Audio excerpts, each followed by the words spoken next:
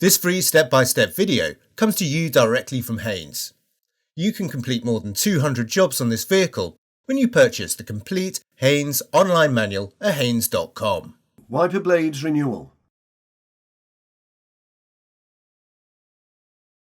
Pull the arm fully away from the screen until it locks. Prise up the clip and slide the blade from the arm. Rest the arm against a cloth to prevent it from damaging the windscreen. Insert the arm into the blade, then slide the blade to the end of the arm and secure it with the retaining clip. Remove the rag and place the wiper blade back in position against the windscreen. Pull the arm fully away from the screen, then press the blade from the arm.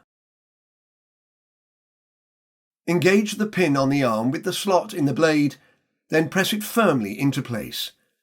Lower the blade to the screen.